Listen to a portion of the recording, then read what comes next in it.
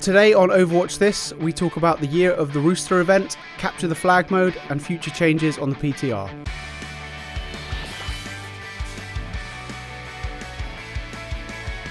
Hello and welcome to Overwatch This episode 17. We're 17 years old, Ben. It's great. We'll be able to, I don't know, go to university in an episode's time. Yeah, we'll be able to cripple ourselves with student debt. Yes.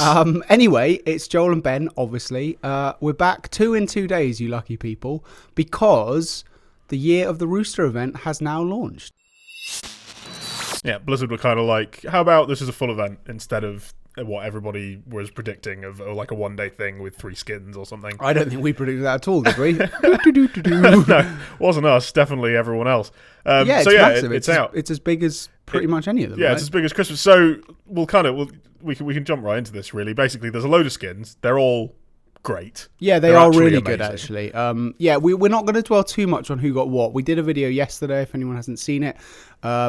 Go and have a look at that, and it kind of runs through all the new skins and emotes and all of that stuff. Yeah, it's got everything. Basically, there are some really good skins. The headliner is, as predicted, May, right? Yeah, she looks brilliant. Like, she actually got 2. There's like a recolor of the one that everybody saw the first time in like white, but unlike their other recolors, I don't know if this is just me because I got it, but it like feels like a lot better of a recolor than the ones that they've done in the past, where it actually seems like an actually different skin, even though it's using the same model, because they've changed like all the effects on it. It looks completely different. I thought the darker one made her look a bit like a space marine.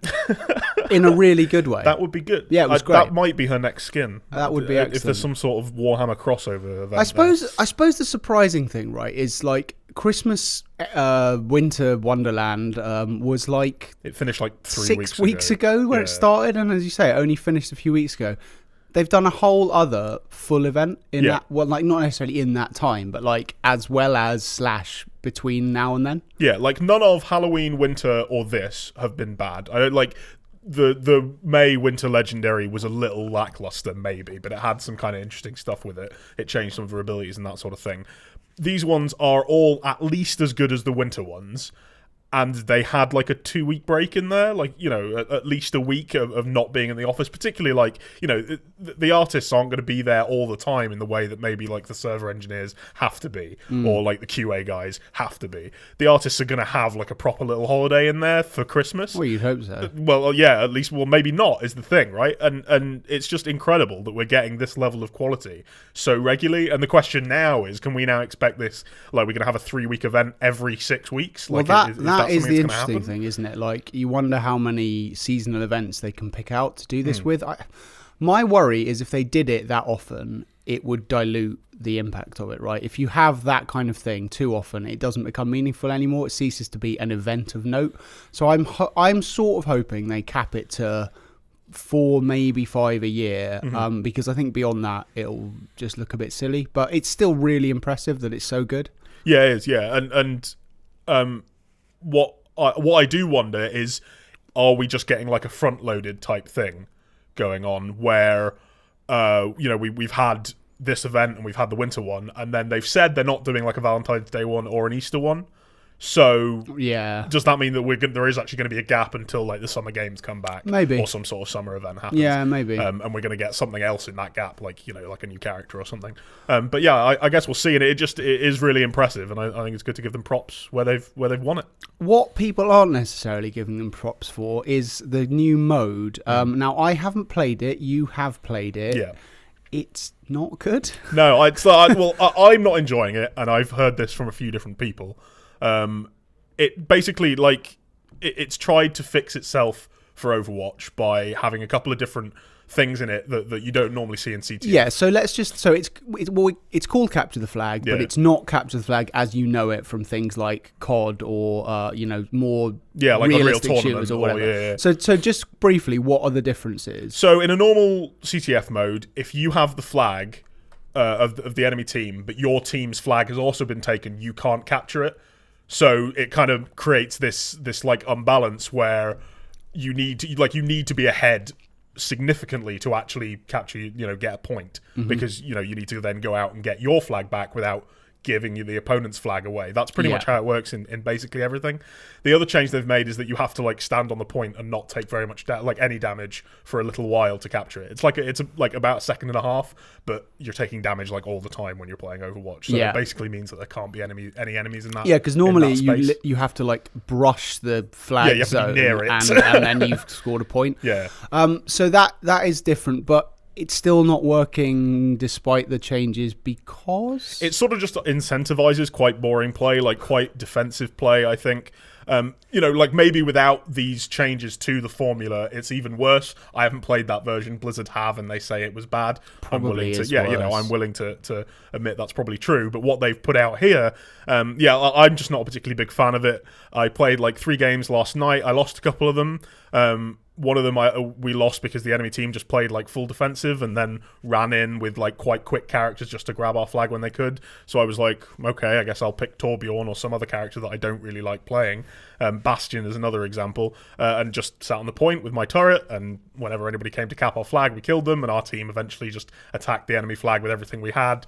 And we won, and it was just it was quite a boring way to win. We won 1-0, it goes up to 3, it draws if it finishes 0-0, so like I feel like it should go into some sort of sudden death overtime, maybe where when you kill people, they don't respawn during that period. That'd be good. So then it's suddenly like, right, okay, someone is going to win this, unless both people manage to kill each other at the same time. Are your gripes consistent with the general gripes of the community? I saw people agreeing with me when I was complaining about it. I haven't seen, there isn't like a huge outcry of, oh, this is terrible. But I haven't seen anybody say, yeah, that's great. Yeah, I'm really enjoying that. So I mean, the interesting thing is this is like a mode, and as ever with so many of these things, no one's forcing you to play it. It hasn't replaced Overwatch, the normal game, or indeed any of the other stuff that's out there. So, like, if you don't like it, that's unfortunate, but you've just been given a free new mode. You don't have to play it, you don't have to like it, you certainly don't have to whinge about it. The other interesting thing is that they have addressed the fact that they're not sure about it, the developers. Yeah, so like they originally said that they weren't going to put capture the flag in the game at all, that they couldn't get it working. This,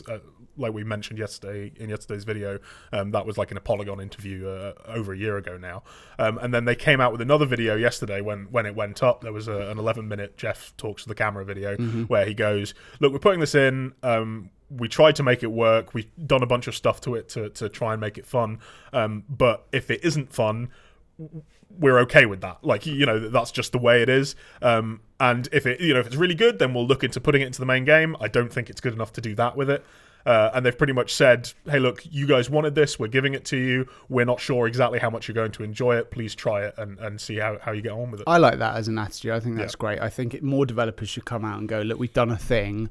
We're not necessarily saying it's brilliant, but let's see if you like it. And if you don't, we'll just take it out again and nothing lost. I think that's brilliant. Yeah, and because of the way their whole content pipeline works, they can always do that alongside a bunch of really amazing skins, for example. Yeah. Or alongside a balance patch that changes up the main game itself. So it's not like here's your new thing, and by the way, it might be bad. It's like here's part of this massive thing, exactly. And this bit we're not sure about, but you asked for it. They've either sort of intentionally or kind of lucked out in the fact they've delivered a load of skins that everyone seems to love alongside a mode that they don't. Yeah. So kind of, the give and take has worked out pretty well. Yeah.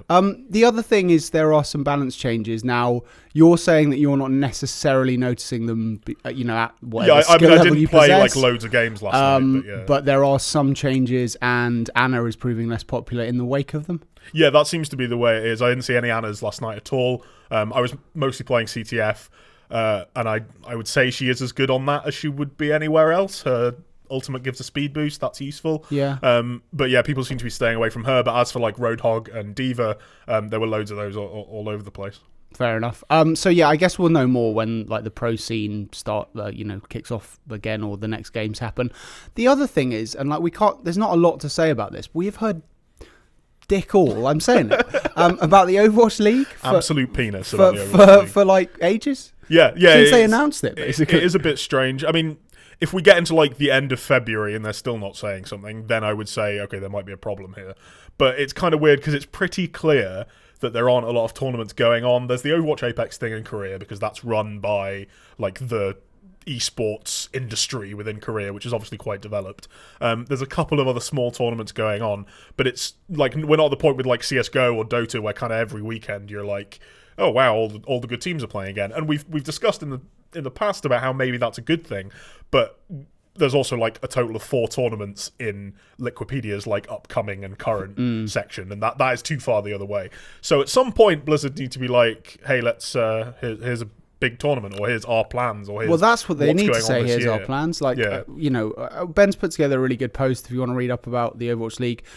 When there's more to say, and we're constantly like looking into it and trying to find out information, we'll probably do a video on it as well. So stay tuned. But for now, there's really not a huge amount on that, but it kind of has to be soon.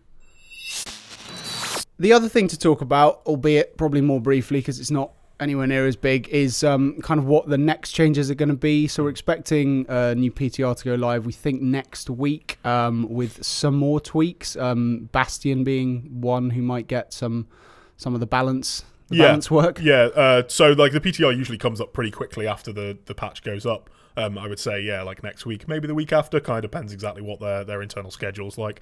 And yeah, Bastion is the one that got mentioned. I think it was by Jeff Goodman. Again, he's the like principal designer on classes. He said in reply to a thread that was basically like, hey, look, what's going on with Bastion? Obviously, this character isn't used at all. There are people that enjoy playing him. There are... was it not Bastion in that amazing GIF where he's bouncing up and down? Yes, that was great. Yes. And, he has a role within the game, mostly at lower skill levels. And Jeff said, hey, look, we're testing some stuff at the moment. Not sure when they'll, get to a point where you can play them.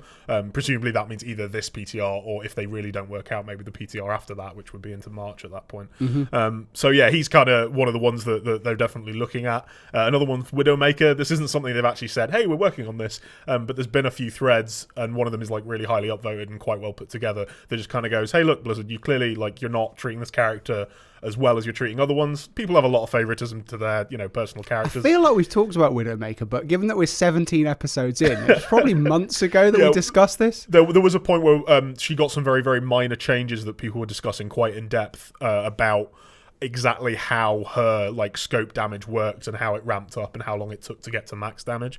I think all that sort of got worked out, but there are now people just being like, look, this character should be good. We're talking about a very high skill game with a sniper character in it, and at the moment McCree and Hanzo are just kind of better in every way. Right. Some of her abilities just aren't very good. Like her hook has a really, really long cooldown on it, so you can't actually use it to move about the map as much as you might want to. Mm-hmm. And then her Widow Mine just doesn't do very much damage. It can be shot to destroy it. It's useful as telling you when someone is coming up behind you, but in the way that proper Overwatch works, when teams are actually fighting 6v6, there isn't really enough roaming of single characters for that to actually be useful. You know where the enemy team is because they've just killed 3 of your team. You don't need to know that a Tracer is coming up behind you or something. Yeah, and I suppose more generally, we talked about tanks for a couple of episodes, but the defense crew are kind of the ones who I suppose need some discussion now, right? Yeah, the whole kind of way that they're designed means that if they're too powerful, they're going to be really obnoxious at lower levels. But if they're not powerful enough, they're just not going to be used at all. They're usually not particularly mobile, Torbjorn, Bastion. Yeah. Or they have very specific roles like Widowmaker does. Widowmaker at one point was quite overpowered and they had to nerf her down. Whether that would still be the case now if they then rebuffed her, we don't know. Players are a lot better at the game now than they were before. That whole dynamic has changed because those nerfs were made, I think, before even Ana was added to the game. So, yeah, the defense heroes haven't yet had their kind of, oh, wow, the meta's dominated by defense heroes, or these defense heroes are really good. It's kind of since the launch of the game, all of the defense heroes haven't been very good, other than Widowmaker for a very short period of time. Sure. So again, stay tuned on the site. We're constantly doing PTR posts and stuff, so it's the best place to look. And obviously, in future episodes, we'll touch on any changes as and when. Okay, that's it for this week. Please stay tuned for next week's show when the PTR should be live, and we'll have been able to have seen the reaction of the competitive scene to the new Capture the Flag mode. For now, please subscribe to the channel, hit the little bell so you get all the notifications, give us a like, tell us what you thought, and we will see you next week.